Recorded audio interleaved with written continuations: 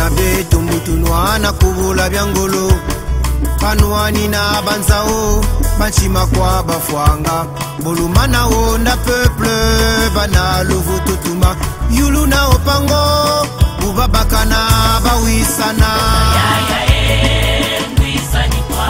Mwisani kwa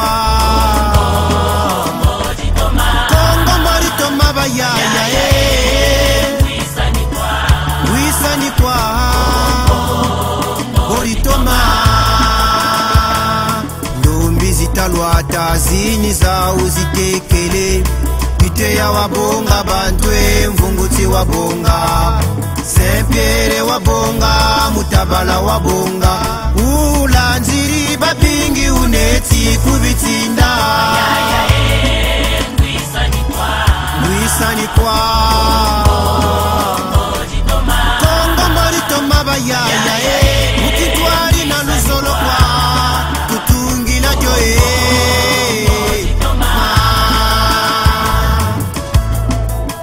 Bonjour, monsieur Jean-Richard Sambada Koumbi. Bonjour. Alors, tout d'abord, je vous remercie de nous avoir accepté notre appel, notre invitation dans ce beau cadre que nous accordez. Alors, pour commencer notre entretien, pour ceux qui ne nous connaissent pas encore, qui est monsieur Sambada Koumbi, vous pouvez leur donner l'honneur de vous présenter en long et en large. Qui est monsieur Sambada Koumbi? Bon, d'abord, très honoré de l'invitation, d'avoir accepté mon invitation. Je crois que pour une fois, la présentation va prendre un peu plus de temps. Je m'appelle Jean-Richard Amédée Sambada Koumbi, deuxième du nom. La genèse de ce nom Nkoumbi remonte à un monsieur qui était né dans le pays de Luingi, en République du Congo. Dans le département du Poul. Département du Poul. À sa naissance, il s'appelait M. Maungu, c'était mon grand-père. Son courage d'affronter l'Européen ou le colon, ses congénères commençaient à l'appeler M. Nkoumbi. Il a eu à faire preuve d'exode pour quitter le pays de Luingi pour venir dans le pays Teke, Lari, de Mbamou, du grand séminaire. Et là, il a eu à mettre au monde plusieurs enfants, dont un enfant qui s'appelait Samba Dominique. Et cet enfant, a fait de l'exode rural. Il a quitté son Ngamibaku natal pour se retrouver en ville. D'autorité, il a donc s'est engagé dans la gestion de la cité dans les années 50. Et après, il a porté le nom de Samba Koumbi. Chemin faisant, à sa maturité, de Samba Dominique, il est passé à Samba Koumbi, et vers la fin de sa vie, Samba Koumbi. Là, nous sommes dans les années 78, 77, 78. À l'âge de 39 ans, ce monsieur, on l'a coupé, il a été tué à la fleur de l'âge. Et je suis donc issu des reins de ce monsieur qui, pour prouver mon attachement à ma genèse, à ma naissance, m'appelait monsieur Jean-Richard Samba, et l'attachement à l'idéal de mon père afin que je puisse porter le nom de Samba Koumbi. Et pour faire le distinguo, j'ai donc dit Samba Koumbi, deuxième du nom. Tout en sachant que, à part moi, il y a d'autres Samba Koumbi et plusieurs générations après portent aussi ce nom-là. Je suis un universitaire qui a eu sa formation universitaire dans le pays de l'Europe de l'Est. Et après cela, j'ai dû, pour des raisons professionnelles, déposer ma valise provisoirement à Paris, où je fais partie de la grande famille de la diaspora congolaise de l'île de France. maître ES en docteur en sciences économiques. Et ici arrivé, pour des raisons de commodité professionnelle, je me suis refusé de rentrer au Congo. Et depuis un certain temps, je suis donc dans le monde économique, particulièrement dans le monde des affaires, et je suis un opérateur économique qui s'intéresse à la gestion de la cité congolaise. Merci beaucoup, c'est très riche votre parcours. On va, si c'est pour écrire un livre, on prendra toute une journée. Alors, on va aborder l'actualité congolaise. Étant donné que vous êtes congolais, mais au Congo, il y a une crise qui ne dit pas son nom, que le gouvernement ne veut pas l'admettre. Mais le Congo vit une crise sans précédent, une crise que le Congo n'a jamais eue. Alors, que dites-vous? Exactement. Quelle est votre analyse? Non, exactement. Quand on parle de crise du Congo, c'est regrettable que l'analyse, que nos gouvernants n'arrivent pas à se reconnaître dans cette crise. Le Congo vit une crise multidimensionnelle et multisectorielle, car tous les indicateurs sont au rouge. Cette interview devait se faire au mois de juillet, dans le cadre du 58e anniversaire, la commémoration du 58e anniversaire de l'octroi de l'indépendance du Congo. Cela n'a pas pu se faire pour des raisons de calendrier. Et il y a eu la commémoration de ce truc. Mais, avec la rentrée politique au mois de septembre, nous rentrons au mois de novembre, nous nous projetons dans le cadre de la commémoration des 60 ans d'existence du Congo. Donc en 60 ans, le Congo a connu toutes les formes de gouvernance. En commençant par le pluralisme politique des années 50 jusqu'aux années début des années 60, avec le monopartisme.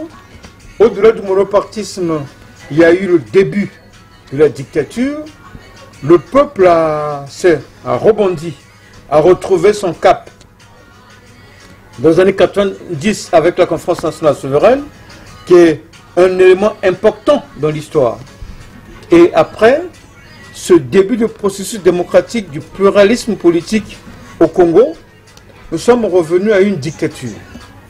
Et de la dictature, c'est la volonté d'un clan, d'un homme pour une boulimie du pouvoir. Et au jour d'aujourd'hui, il se retrouve coincé. On ne vit même plus dans la tyrannie, mais on ne vit plus la dictature, mais nous vivons dans une tyrannie. Or, la tyrannie, dans sa double expression, à mon autre humble avis,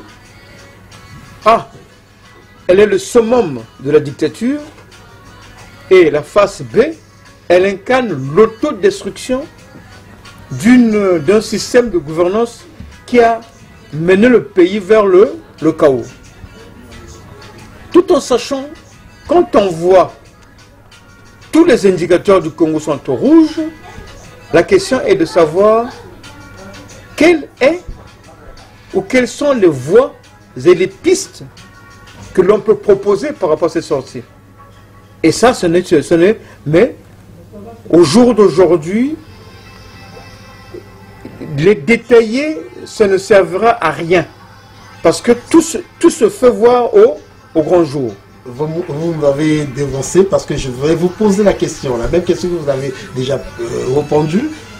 Quelles sont, selon vous, les pistes de solution de cette crise, de ces différentes crises multiples? Pour parler de ces crises, vous savez,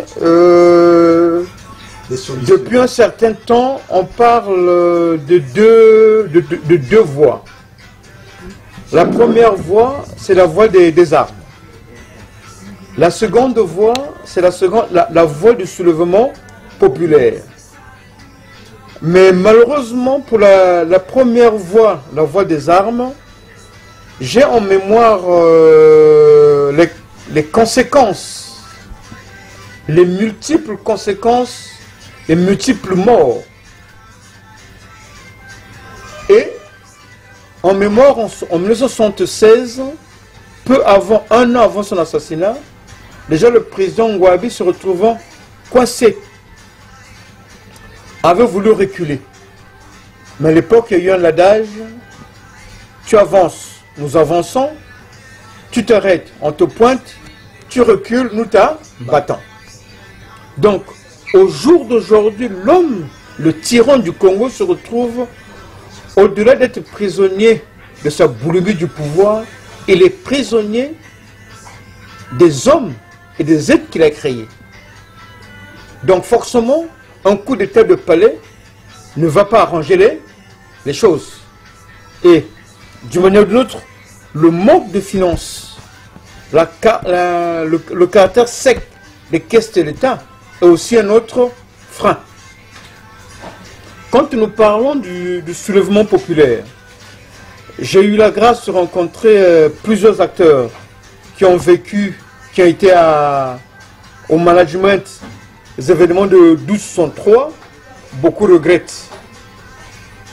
Pour nous, à notre niveau, nous qui avons lancé le concept devoir de mémoire, le sang des martyrs et des héros de la République réclament vérité, justice et réparation pour une nation réconciliée, nous sommes en train de travailler sur un autre concept. Quand tu connais d'où tu viens, nous sommes remontés aux années 50. À la jeunesse de la République. À la jeunesse de la République. Et il y a d'abord la première des choses, c'est la prière. Nous y avons travaillé depuis un certain temps sur la place de Paris. Nous avons lancé une cellule dont l'une des sorties était le service cultuel du 21 avril 2018. Et la messe de grâce dite par un archevêque qui revenait de Brazzaville sur la place de Paris, nous sommes en train d'y travailler. Ça, c'est la première des choses. Et au-delà de cela, la prière, il ne faut pas qu'elle puisse être segmentée. Que dirons-nous donc à ce sujet? Si Dieu est pour nous, qui sera contre nous? Lui qui n'a pas épargné son propre Fils, mais qui l'a livré pour nous tous, comment ne nous donnerait-il pas aussi tout avec lui, par grâce? Qui accusera les élus du Seigneur? Dieu est celui qui justifie. Qui les condamnera? Le Christ Jésus est celui qui est mort. Bien plus, il est ressuscité. Il est à la droite de Dieu et il intercède pour nous. Qui nous séparera de l'amour de Christ? La tribulation, l'angoisse, la persécution, la faim, le dénuement, le péril, la mort? Mais en tout cela, nous sommes plus que vainqueurs par celui qui nous a aimés. Oui, j'en ai la certitude. Ni la mort, ni la vie, ni les anges, ni les dominations, ni le présent, ni l'avenir, ni les puissances, ni les êtres d'en haut, ni ceux d'en bas, ni aucune autre créature. Rien ne pourra jamais nous séparer de l'amour de Dieu manifesté en Jésus-Christ, notre Seigneur. Que le Seigneur vous bénisse et vous garde. Il tourne sa face vers vous et il vous maintient dans sa grâce. Que sa bénédiction repose sur vous, sur ceux que vous aimez, sur ceux que vous avez du mal à aimer. Le Seigneur vous bénit et vous garde. Vous êtes aimés de Dieu. Que ce soit votre force. Amen. Après la prière, il y a la renaissance du jeu des alliances des années 50 jusqu'au début des années 60. Vous vous rappellerez que en 50, à l'époque, c'était le Jacques Opango qui était le président qui avait obtenu les premières élections, avant que le président Yulu puisse lui prendre le fauteuil. Et il y a eu un jeu de l'alliance entre le MSA et l'UDDA, où sur le plan géopolitique national, ça a avancé. Donc, au jour d'aujourd'hui, nous y travaillons avec les Congolais de la partie septentrionale du Congo, surtout nos compatriotes Moshi de Bunji, qui se reconnaissent dans la lignée de Jacques Opango. Nous sommes en train d'y travailler et il y a ça. Et il y a entre autres le fait qu'à notre niveau, nous sommes en train de faire un travail sur la géopolitique nationale, qui se fait en sourdine, mais les contacts sont pris et il y a une forte avancée. Donc, je reprends la prière, connaissance de la géopolitique nationale et connaissance de la géopolitique internationale. Au-delà de cela, pour que les actuels gouvernants, qu'il y ait scission, pour prouver à ce que cela puisse faire un mea culpa interne, c'est la renaissance. Et n'oublions pas, nous sommes en possession de notre cellule, nous sommes en possession d'une ressource humaine, une valeur, une autorité spirituelle et morale, par lequel le pouvoir que le peuple congolais avait repris des mains du tyran en 90, en élisant le président Pascal Lissouba en 92, nous avons dans notre cellule une autorité spirituelle, morale et physique qui a reçu le 16 avril 2003 une attestation que je me permettre non pas de lire, mais cela va nous permettre à notre niveau de frapper, parce qu'il y a déjà des contacts qui sont pris au niveau des instances de la France, quand il dit République du Congo, unité, travail, progrès. Au passage, j'aimerais vous dire que je ne peux pas lire en intégralité, parce que c'est un document qui n'est connu que des initiés. Donc, on dit pouvoir. Je sous-signais professeur Pascal Lissouba, président de la République du Congo-Brazzaville, élisant domicile à Londres, agissant d'autre part en conformité avec les dispositions pertinentes de la Constitution du 15 mars 1992 et en prenant compte l'avis de son conseiller juridique, il dit à cet État donne expressément caution personnelle à M. Intel, chargé de mission, chargé de la sécurité, mon assistant et conseiller personnel, de me présenter pour toute procédure éminente à la restauration en priorité de la démocratie confisquée à l'occasion du coup d'État et des guerres enclenchées par le pouvoir de Brazzaville. Donc, c'est pour ça que nous vous disons que nous avons... Non, mais ça c'est... Je ne vais pas prendre, je vais juste regarder.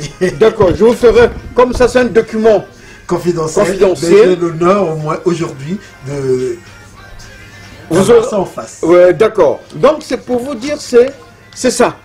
Donc, il y a un travail de fond qui se fait sur la place de Paris, géopolitique nationale, et un pont est créé entre les ressources humaines de la diaspora et les ressources humaines du Congo pour fusionner, pour aller de l'avant.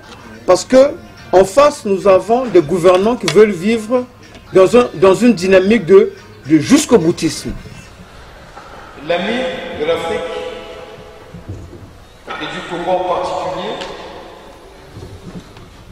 il a toujours accompagné notre pays, tant soit peu. Nous invitons à Papa, le pasteur de Clermont, pour dire son conseil. Le conseil qui peut porter à l'endroit des fils de ce peuple meurtri, aujourd'hui en exil, le Parlement. Chers amis, qui suis-je pour m'exprimer devant vous lors de ce service cultuel écuménique? Un ami de beaucoup d'entre vous, certainement, depuis bientôt 20 ans, pas depuis toujours, hein. Bientôt 20 ans, certes, mais car c'est avec le pasteur Alphonse Bourama que j'ai appris à connaître la souffrance de notre peuple au sortir de décennies de troubles, de guerres civiles, de pillages et de viols, d'exécutions arbitraires et d'espoirs trahis. Et c'est lui qui m'a fait rencontrer le Conseil écuménique des Églises chrétiennes du Congo, qui allait me demander de chercher à apaiser des rancœurs entre anciens et actuels détenteurs du pouvoir. En cela, j'ai totalement échoué. Mais il est vrai que depuis 20 ans, jamais la situation des amis congolais n'a quitté mon esprit. Se sont forgés parmi tous ceux que j'ai rencontrés des amitiés profondes, et même si certains ne sont pas avec nous aujourd'hui, je nous sais portés par leur affection et par leur prière.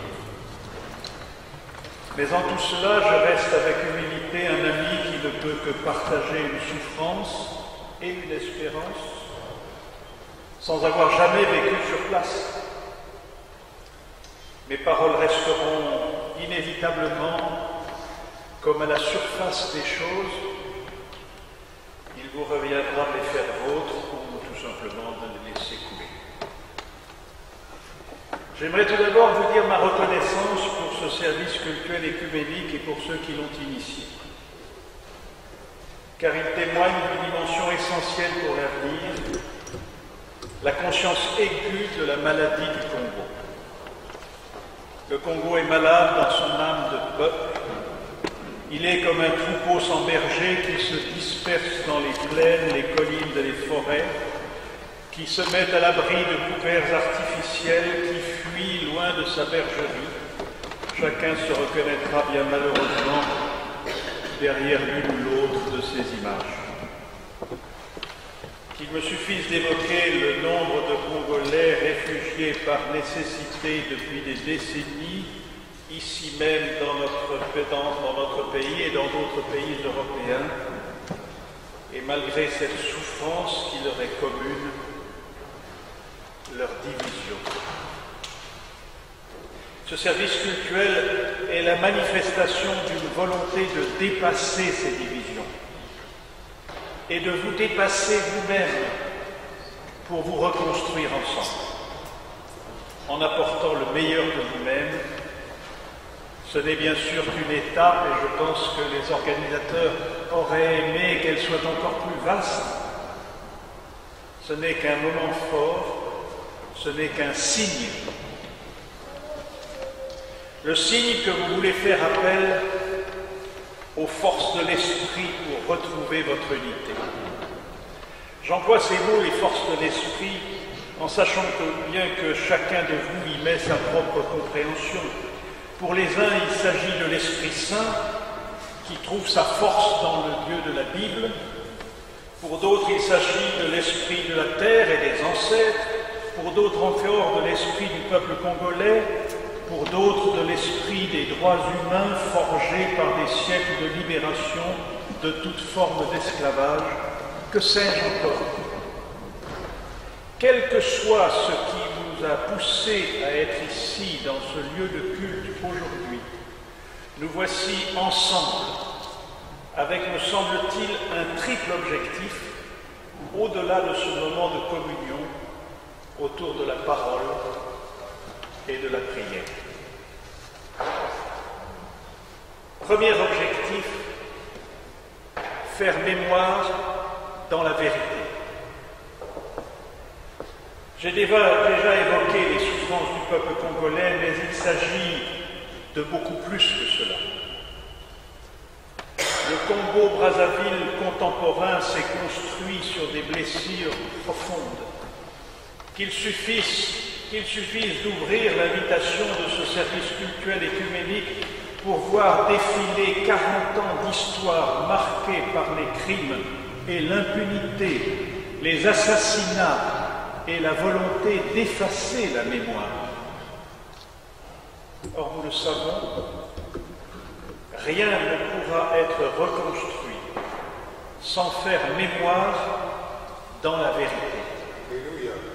Pas un seul Congolais ne pourra envisager l'avenir avec confiance sans que la mémoire du passé soit apaisée.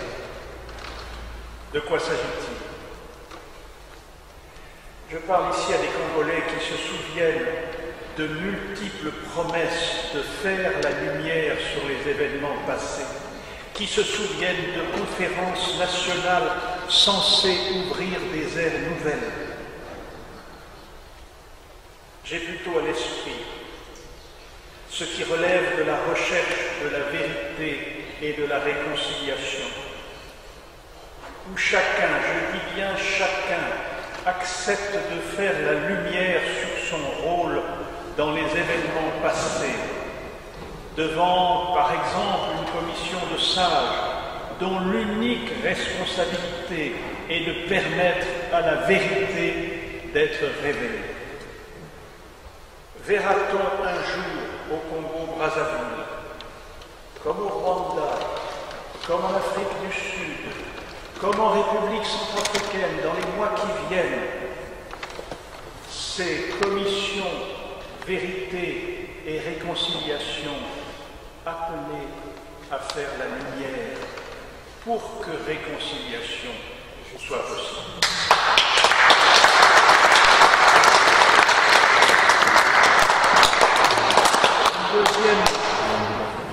Une deuxième dimension, elle a déjà été évoquée, c'est l'unité dans la diversité.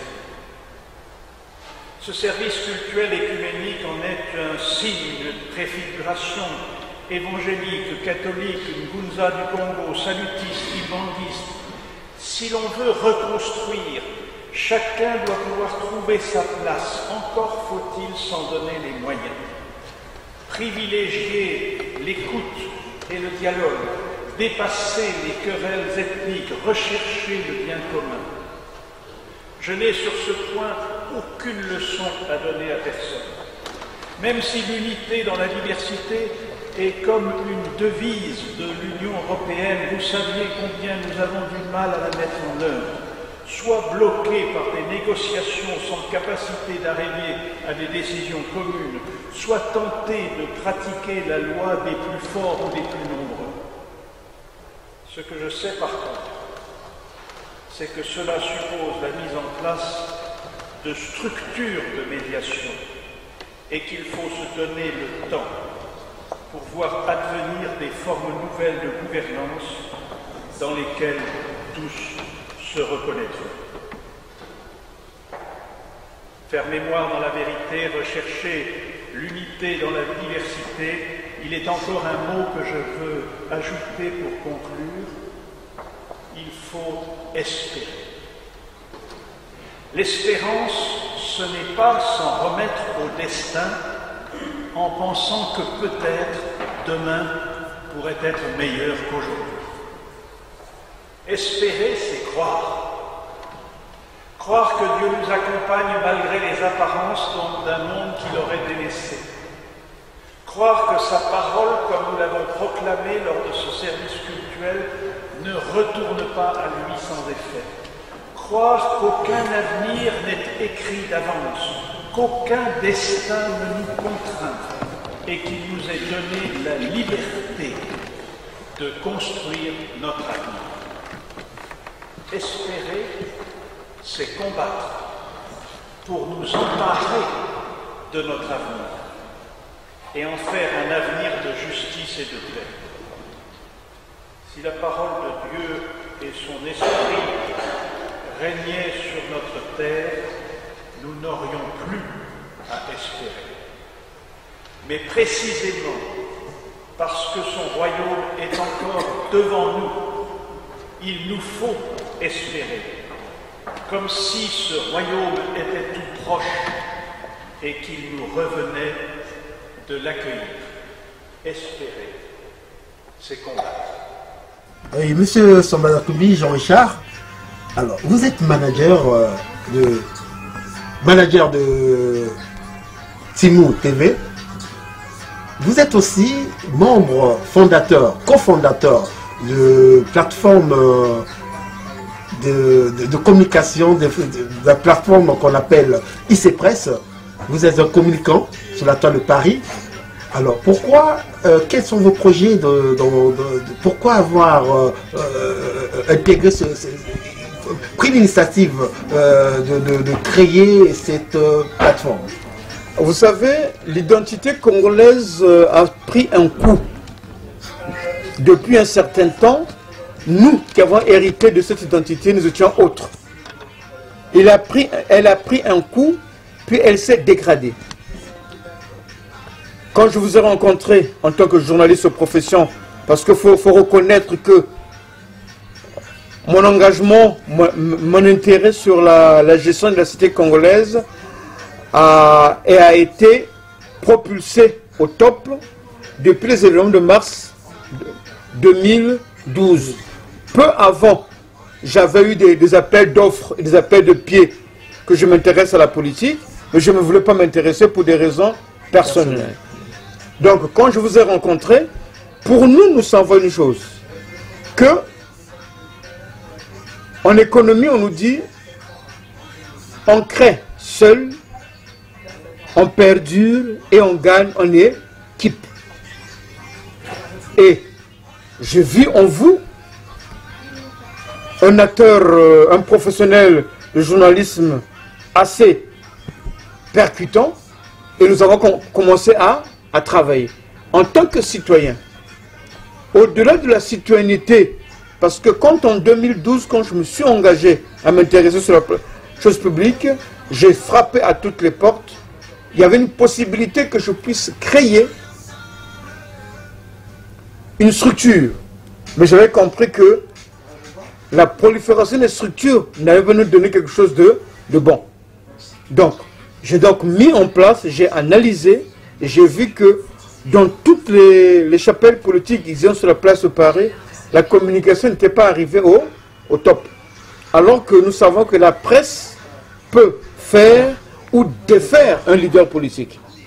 Et je me suis dit, quitte à intéresser la communication, et c'est pour ça que nous est venu de créer Nchimou TV, qui est une analyse, qui est un média d'analyse et d'investigation qui recadre l'histoire du Congo. Maintenant, troisièmement, en tant qu'homme de médias, nous avons qu'il y a la nécessité de chercher des points de convergence. Parce que nos diversités ne peuvent pas être des points d'achoppement, mais nos diversités doivent être la force qui doit déterminer le combat pour aller de l'avant. Sachant que vous avez déjà un média que vous teniez, nous avons échangé avec vous, nous avons compris qu'il nous fallait mettre ensemble, chacun de ces diversités, pour permettre dans la variété, avec la richesse qui est la nôtre, pour mener le combat de la prise de conscience, et au-delà de la prise de conscience, redonner l'éclat qu'avait l'identité congolaise qui avait pris un coup. Quels sont vos projets d'avenir? Les projets d'avenir au jour d'aujourd'hui, 2018-2019, ils sont pleins, ils sont très très pleins, mais entre-temps, nous avons fait une démarche auprès des acteurs qui restent encore en vie dans le cadre de la commémoration du 60e anniversaire de la proclamation de la République. Donc pour le mois qui nous vient là, nous sommes en train de rencontrer les anciens, ceux qui ont vécu cette date historique, et renforcer le partenariat de l'alliance MSA-UDDA, à l'époque le peuple Moshi de Bunji et l'Ari Congo au-delà, maintenant créer une synergie avec les autres ressources humaines, tant sur le plan national que sur le plan international, pour enfin bouter dehors. Mais ne vous en faites pas, il y a du travail, et entre-temps sur la géopolitique nationale, nous sommes en train de courir vers les partenaires bilatéraux du Congo qui nous ont promis un accompagnement par rapport à cela.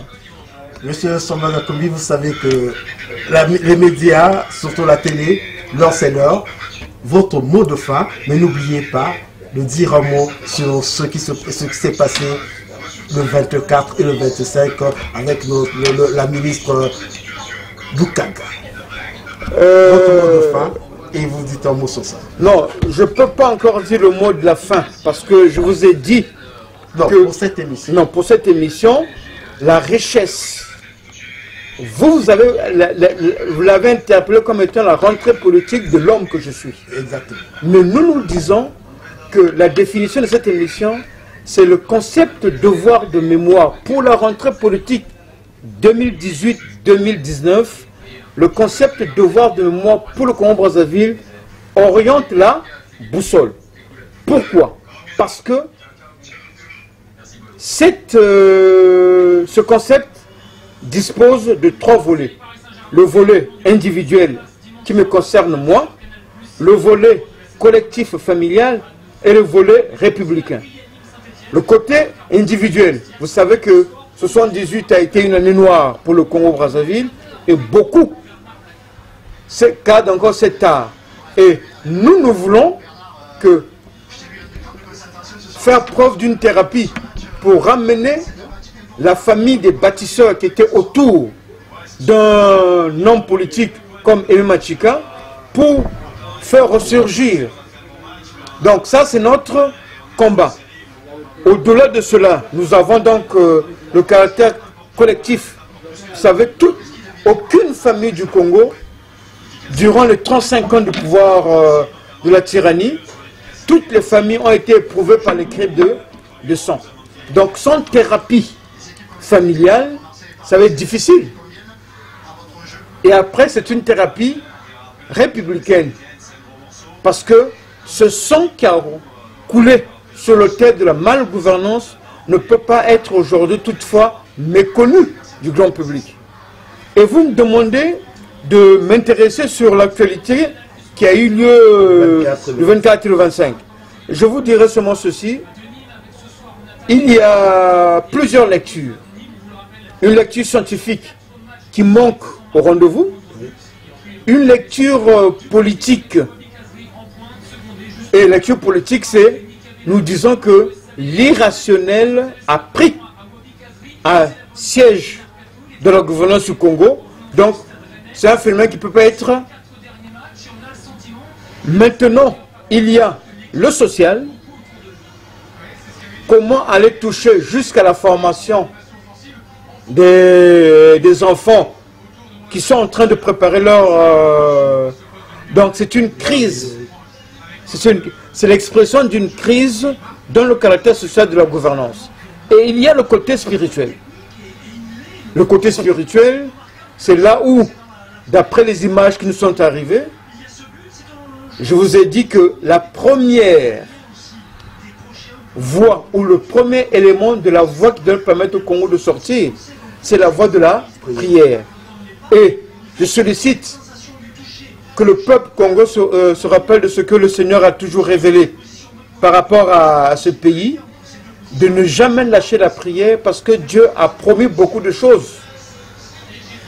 Mais ce qui est regrettable, c'est que le Congolais n'arrive plus à prier de bon sens. Ils ont perdu la foi. Donc il y a la prière et je demande une mobilisation autour de ce concept. Et que la prière ne puisse pas être axée uniquement congrégation par congrégation, mais il faut une prière d'ensemble. Ce qu'on appelle le volet écuménique de la confession chrétienne. Salutiste, kimbanguiste, protestants, catholiques et les églises de réveil, qu'on se mette ensemble à prier. Et lui, il a déjà entendu nos prières et nous demandons donc au peuple congolais de garder espoir. Monsieur Samba Nakombi, nous sommes à la fin de notre entretien. 2 minutes. Vous regardez la caméra qui est là. Dites un mot en 2 minutes au peuple congolais, à tous ceux qui vous regardent et à la diaspora dont vous faites membre. Je dis au peuple congolais, regardez la caméra. Suivez, à partir d'aujourd'hui, suivez, suivez et suivez. Le message que nous allons mettre sur la toile, nous allons vous rappeler ce que le Seigneur avait révélé à Ngami Bakou en 2014.